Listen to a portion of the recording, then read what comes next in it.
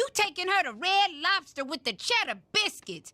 The fam ain't eating cheddar biscuits, but this random broad is eating cheddar biscuits. Red Lobster has been the epitome of fine dining in Black households for years. Trips to Red Lobster were few and far between. And when our families finally put on their Sunday's best to go to the iconic seafood restaurant, it usually meant one of two things.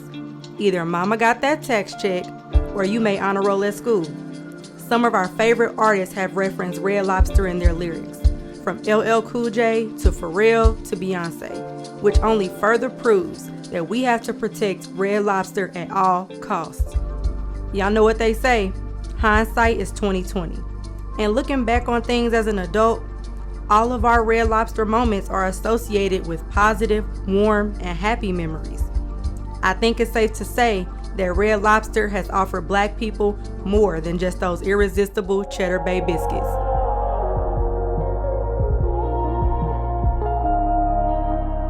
What's good, YouTube? I'm Kendra. And I'm Shay. And this is Bigger Picture. So in today's episode, as you just heard in the monologue, we are talking about Red Lobster and our experience with that restaurant growing up. Yeah, and so we always start out with initial thoughts. So look, we're just gonna jump straight into it. Initial thoughts. You wanna go? No, you go first. Nah. So when I think about Red Lobster, I think about all the times that we went and the moments that they were associated with. They were usually associated with happy and positive moments. Back in my childhood, it's not somewhere that we went very often.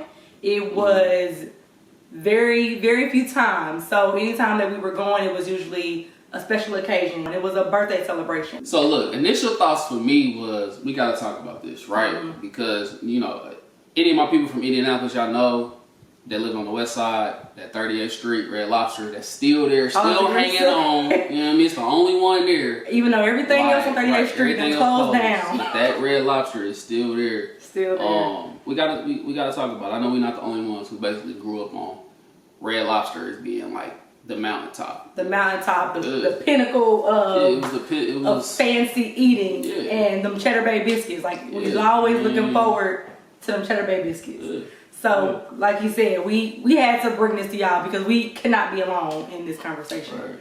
So, moving into the meat and potatoes of this conversation. So, it was... I think we got to break it down, though, right? Okay. Like, first, so, I think it's important to know, for people that don't know, because anybody could be watching this video, is that, for one, seafood. Okay. Seafood itself is already looked at as, like, a upper echelon of food.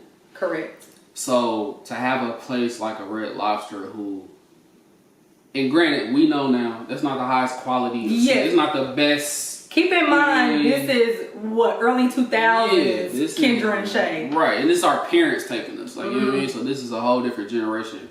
But, so we understand wild caught seafood, all that. Just, you know, we know that. But, it was like, Red Lobster was like, because what all we had? We had, like, Old Charlie's. That was still a treat. Yeah, Old Charlie's. But Red Lobster was higher than Old Charlie's. Correct. I'm trying to think. Golden Corral. But that was just like a buffet. Yeah. You know what I mean? So. But to be able to go somewhere where you walk in and they got the tank, a lobster sitting right there. That was different. That was different. That was like different. Somewhere we could go. Apparently wasn't breaking the bank too much. Our parents would take us because we didn't come for money. So the fact that our parents would take us somewhere like this, again, it's not somewhere that we got to go to a lot as kids.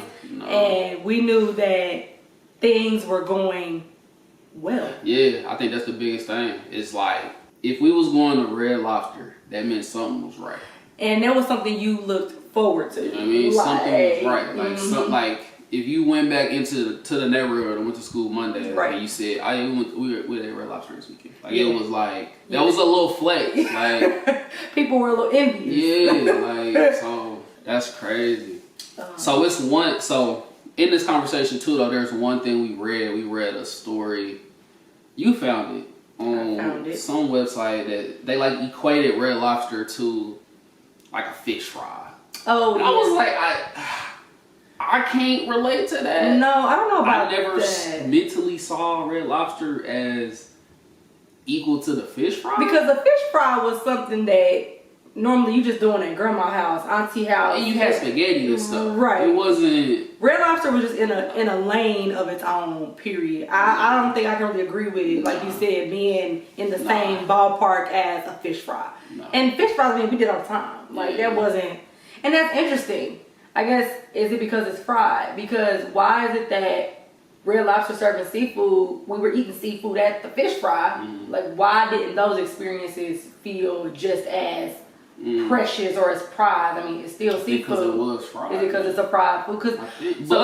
But I don't. Did you eat fried stuff at Red? Because I didn't. I was shrimp Alfredo, biscuits. Man, that's all people. Did anybody else eat anything besides shrimp Alfredo? Shrimp Alfredo, biscuits, and a salad. Yeah, I mean, I guess you don't really. A lot of people don't go and get fried fish. I never had the fried. Maybe that's what it is. Yeah, so I guess I can't relate to that all the way. And my parents never did either. It was either like you get a salmon, you get like you don't. I don't know. Yeah, I guess on a regular. I'm thinking fried like a fish. Like I don't remember like a piece of fried catfish. Yeah, I guess you're right. So that I think that's where the disconnect is, and whatever article I read that was equating it to a fish fry, like there was some disconnect. Yeah. But like it still poses the question, like why is that different? But I guess it's because it's deep fried versus grilled or however else they prepare fish at Red Lobster. So all in all, I think Red Lobster was so important because it just kind of played this role. Right. It was almost more so just like a symbol. It was a symbol of positivity, a symbol of goodness, a symbol of success. You know what I mean? Like if you was eating at Red Lobster, it was like, okay, like we good. We good. Like things are going in the right direction. Is really what it was a symbol for, and that's the importance underlying behind just deeper than just going to a restaurant. Yeah. So for sure. That's how it played for both of us. For sure. So I think that leads perfectly into the bigger picture. So bigger picture for me is I think when it comes to Red Lobster, and even looking back on it now, it was honestly really less about the food, and it was more so about the way it made you feel. I don't necessarily want to use the word soul food here because I feel like that's a little cliche. But I think what Red Lobster gave us was just kind of like hope. We're going to be all right. We going to be all right. Right. Like Kendra said, you know what I mean? It was just, and I think that's important too to continue that on regardless of whatever socioeconomic status you are. To find your Red Lobster. What's your equivalent? You know what I mean? That kind of give you that hope that like, okay, it's gonna be cool. Like we good. Okay. Shades. Deep. So I think for me, the bigger picture, kind of similar to yours, that kind of intertwined, is that how food plays such a big role in the Black experience, in the Black community. It always is a symbol of bringing us together. And it's very communal, and it's very, everybody's engaged and everybody is just on the same page. Food is always that common denominator. So Red Lobster played that role. It was that denominator on the same playing field as a big family moment and happiness and, like you said, hope. All right, question of the video. We want to know, what is your Red Lobster? I mean, what is your equivalent to what we just broke down? Right.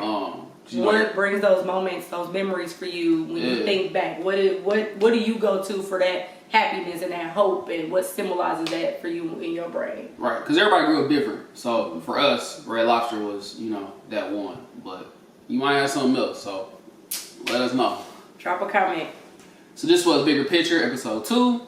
I'm Kendra. And I'm Shay. And we'll see y'all in the next one.